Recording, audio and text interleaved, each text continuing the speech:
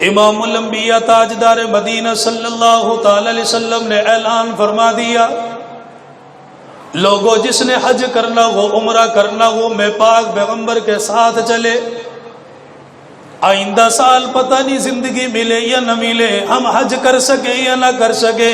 فرمایا لوگوں آج میں اعلان کر رہا ہوں میرے ساتھ چلو، میں صفا مروہ کرنے کی سعی تمہیں خود بتاؤں گا، دعائیں مانگنے کا طریقہ تمہیں خود بتاؤں گا، تمہیں یہ جسم کے اوپر احرام باندھنے کا طریقہ خود بتاؤں گا، تلبیہ پڑھنے کا طریقہ خود بتاؤں گا، مینا کے اندر مزدلفہ میں عرفات میں ٹھہرنے کی جگہ میں خود بتاؤں گا۔ اللہ کے نبی نے اعلان کیا، صحابہ کرام کی جماعت جمع ہو گئی، اللہ کے نبی کے ساتھ چل دیے۔ لو جی پاک پیغمبر کی صحبت ملے گی، اللہ کے نبی کے ساتھ حج نصیب ہو جائے گا، پتہ نہیں زندگی میں دوبارہ یہ موقع ملے یا نہ ملے۔ اللہ کے نبی حج کرنے کے لیے آ گئے، آپ نے خانہ کعبہ کا طواف فرمایا، طواف کرنے کے بعد پاک پیغمبر نے 2 رکعت نماز نفل کو ادا فرما لیا۔ اس کے بعد اللہ کے نبی نے صفا مروہ کی طرف جانے لگے، وہاں پر زمزم کا کنواں موجود ہے، پانی لایا گیا، اللہ کے نبی نے زمزم کا پانی نوش فرمایا، آپ نے دل بھر کے پانی پیا۔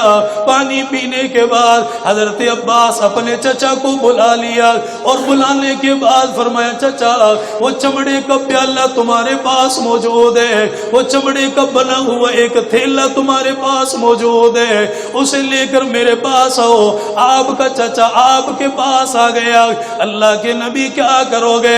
فرمایا میرے صحابہ تمہیں میرا چہرہ دیکھنے کے لیے مل گیا، تم نے قرآن اترتے ہوئے دیکھ لیا، میرے صحابہ تم نے فرشتوں کا دیدار کر لیا، میرے صحابہ تم نے اللہ کی بڑی بڑی نعمتوں کو اپنی آنکھوں کے ساتھ دیکھ لیا، لیکن میرے صحابہ میرے جانے کے بعد ایسے لوگ بھی آئیں گے جنہوں نے مجھے نہیں دیکھا، جنہوں نے میری زیارت کوئی نہیں کی، جنہوں نے فرشتوں کو نہیں دیکھا، جنہوں نے قرآن اترتے ہوئے نہیں دیکھا، میں ان کے لیے کچھ نہ کچھ چھوڑ کر جاؤں گا۔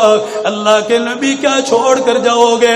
وہ پانی کا پیالہ لایا گیا، اللہ کے نبی نے تھوڑا سا پانی پیا، پھر اسے حلق تک لے کر گئے، پھر پاک پیغمبر نے اس پانی کی کلی اس پیالے کے اندر فرمائی، اپنے منہ مبارک کے اندر سے نکال دیا، اپنے چچا سے فرمایا جاؤ اسے لے کر چلے جاؤ اور زمزم کے کنویں میں ڈال دو، اور لوگوں کو بتا دینا اور لوگوں قیامت تک تم آتے رہو گے، یہ زمزم کا کنواں پانی دیتا رہے گا۔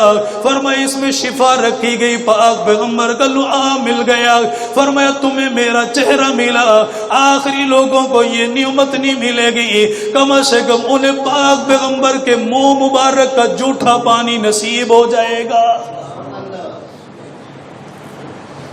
یہ تو صرف اس لیے تاکہ ان کا بھی حوصلہ رہ جائے، انہیں بھی کچھ مل جائے۔